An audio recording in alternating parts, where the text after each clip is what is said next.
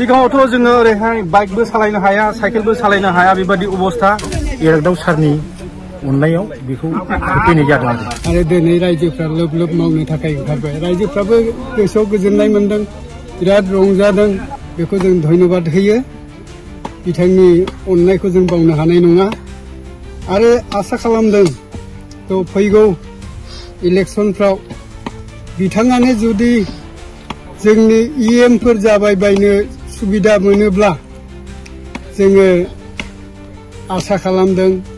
आरो जोंहा फोथायनाय दं बिथाङा जोंनि एरियायाव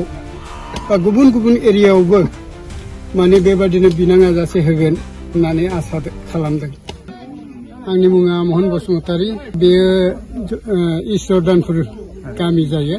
आंबो ईश्वर दानपुरनिनो सासे मेम्बार जायो बे माबाया कालभारा माने एखेबारे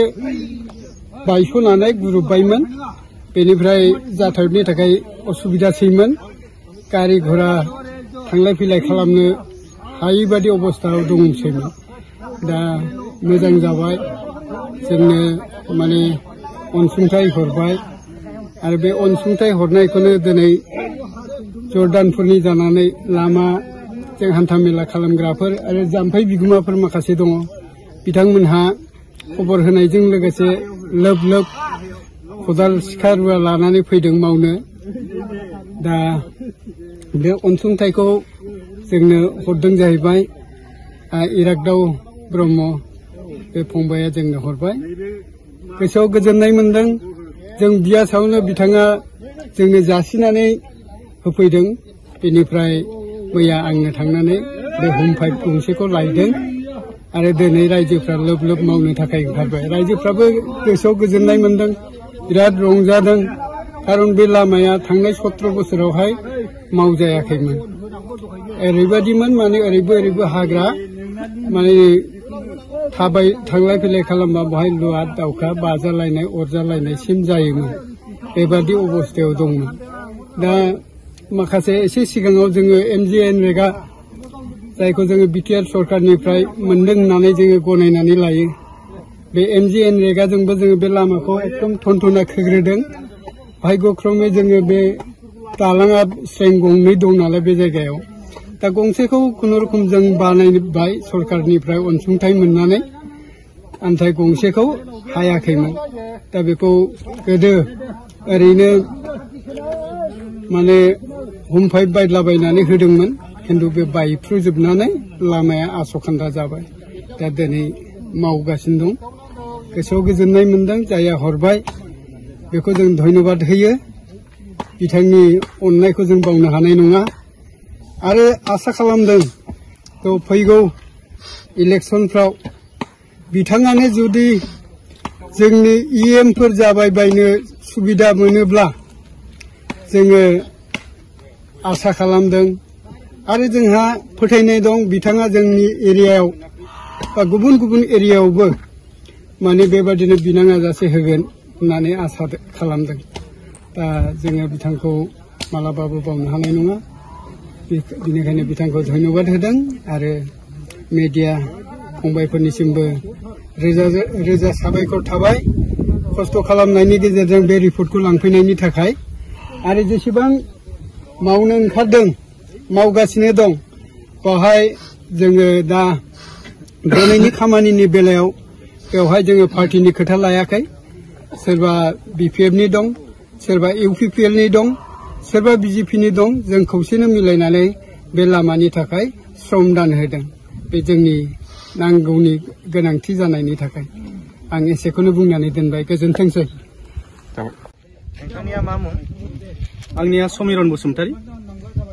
आरो बेयो मा गामि आरो मा खामानि सोलिगासिनो दं बेवहाय माने दा ओरै ददनै गामिजों नैबेहाय मोनसे गामि रायजोआरिफ्रा माइ गायनानै जायो नैबे मोनसे जाम्फै लामा बाहाय जोंहा कालभार हम पाइप जोङो होगासिनो दङ जोंनि बर्तमान दासान्दि बिटिआर गभर्नमेन्टआ माने जोंनि गामियारि रायजो जानायनि थाखाय रायजो जानायाव सुजुग सुबिदानि नांगौनि थाखाय माखासे जोंहा जे बुस्थुआ जोंनो कृषक मावग्राफोरनो गोनांथि खामानिफोर दङ दा बेफोरखौ लानानै जोङो सरकारनिसिम मोनसे गसर गाबनानै जोङो नैबे माखासे हम पाइप आरो कालभार्ट जों बेखौ मोननो हादों। दा बिनि थाखायनो जोंहा सरकारनिसिम रोजा रोजा जोङो बिटिआर गभर्नमेन्टखौ जोङो साबायखर बावदों। मानोना दानि रुलिं गभर्नमेन्ट सरकारा जे जायगायाव बा गामिफोराव जे बुस्थुआ नांगौ बेखौ नायै नायै बिथांमोनहा जोंनि बे 9 नं बनरगाव समस्तियाव EM गैयाब्लाबो दिनैहाय नायनानै बिथांमोना गावसिनि माखासे माबानिफ्राय फान्डनिफ्राय हानाय बादि जे अनसुंथाइ हरनायनि गेजेरजों रायजो राजाखौ मदद खालामदों। संसार जानायाव बा आबाद मावनानै जानायाव जे बुस्थुआ नांगौ बेफोरखौ जोंनो जथेस्थ रोखोमै नायनानै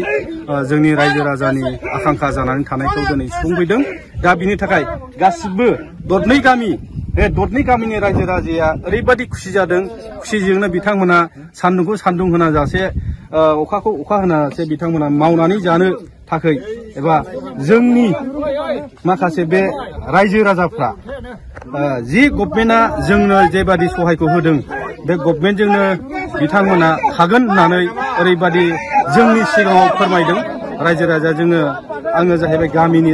सेक्रेटारि हिसाबै आं बे रायजो राजानि बिबुंथिखौ आं दिनैहाय नैबे माखासे मिडियानि गेजेरजों आं बेखौनो खेंफोरथि होदों। दा आंनि गुसुं बिबुंथि होनाया सिगाङावथ' जोङो ओरैहाय बाइकबो सालायनो हाया, साइकेलबो सालायनो हाया बेबादि अबस्था। साइकेलनिफ्राय ओंखारनानै जोङो माबानानै साइकेलखौ नारखोनानै जोङो थाबायनांगौमोन। बे लामाजों थांलाय फैलाय क्रसिं खालामनो हायामोन जोङो। माने बेखौ नागारनानै ओरैबादि अबस्थामोन, ओरैबादि माने साइकेल फैनो हाया, मानसियाबो थाबायोबाबो सेन्देल खुनानै थाबायनांगौ बेबादि अबस्थामोन। बेफोरनिफ्राय जों माखासे MGNरेगा आगोलावबो जों मोनखांबाय आरो दा नै MGNरेगा जों बिनि उनाव मोननो हाबावदों। बिनि थाखाय सानथ्र'हायै रायजो राजा खुसिजोंनो दिनैहाय रंजानायजों बेबादि हाबाफारि मावनानै होनायनि थाखाय साबायखर बावदों रायजो राजाफ्रा। इरागदाव जोंनिनो बनरगाव समस्तिनि जोंनि एलेखानि माखासे लिडार बिथाङा बे इरागदाव बिथाङा सारा जोंनो बे माबाखौ कम्पाइपखौ गाव मबे माबानिफ्राय लाबोदों, गाव जोंनो होफैनाय जाबाय आरो रायजोनि थाखाय। इरागदाव सारनिसिम मा बुंनो सानो? इरागदाव सारनिसिम आं बेखौनो बुंनो सानदों जे माने सारा बेफोरबादिनो जोंनि पाब्लिकनि बा रायजो राजानि जनसाधारननि माखासे गांनाय उखैनाय माखासे नांगौथिफोर, माखासे हाल मावनानै जाग्रा कृषक मानसिफोरनो मा नांगौ मा नाङा बेफोरखौ फारसेनिफ्रायनो थरन्थ खालामनानै जायनो जेरैबादि गोनांथि जायो बेखौनो बिथांमोनहा रायजो राजाजों फैनानै सोंलायनानै खबर लालायनानै जोंनो बेखौनो जगायनानै होदों। दा बिनि थाखाय रायजो राजाफ्रा गोबां साबायखर होनो माने होनायजों माने बिथांखौ जिहेतु बेबादिनो रायजो राजाखौ सेबा खालामनायजों गावनि जेनेबा जे मावनो थांखि लादों जोंनि पाब्लिकनि थाखाय बा जनसाधारनफोरनि थाखाय बा जोंनि रायजो राजाफोरनि थाखाय, दा बिथांनि जे थांखि, दा बिथांनि थांखिसिम जेन' गावनि देहा थासान्दियाव पाब्लिकखौ सेबा खालामनायाव रोजा रोजा जाहाथे इसोरा आशीर्बाद खालामथों बिथांनिसिम बेखौनो कामना खालामनानै आंनि बे सुंद' बिबुंथिखौ आं बेखिनियावनो फोजोबनाय जाबाय। बिथांमोननिसिम हामबाय होननायखौ जासिग्रोयो बे समावहाय। मानो होनोब्ला जोंनि बे खामानि मावनायाव रायजो राजानि खामानि मावनो फैनाय गासै कालभार्ट जे बायफ्रुनानै दङमोन जोंनाव, दा दै गैयैखायसो, दा नङाब्ला बे दैया सौ फैयोमोनब्ला हान्था मेला खालामनो थाखाय जोंहा बुहुत उसुबिदामोन। दा बेखौ लानानै जोङो बिथांमोनखौ सोर माबा खालामो सहाय बिनो बुंहरदोंमोन। बे सहाय बिहरनायाव बिथाङा फैनानै नायफैनानै बेखौ लोगो लोगो बेखौ होफैदों आरो।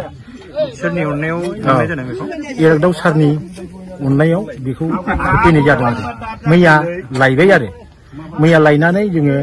लायनानै होफैनाय जाबाय आरो। दा कालभार्टखौ मोननायनि थाखाय इरागदाव सारखौ मा बुंनो सानो?